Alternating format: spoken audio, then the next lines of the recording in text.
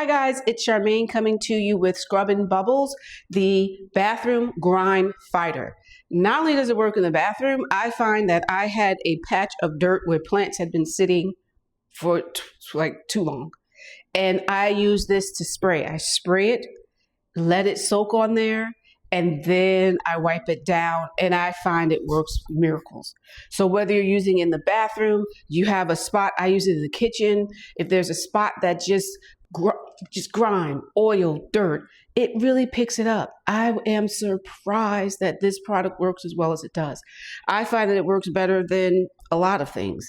So I'll even use this on in the bathroom, the glass shower doors, no streaks.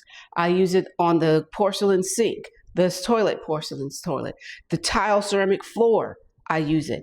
This is a wonder thing that I have used for the past 2 months and will continue to use for quite some time because I find that it gives you the results that you need. And it has this like citrusy smell that is actually not so bad. It's not overpowering, not chemically, and I think it's something that you should definitely have in your cleaning toolkit.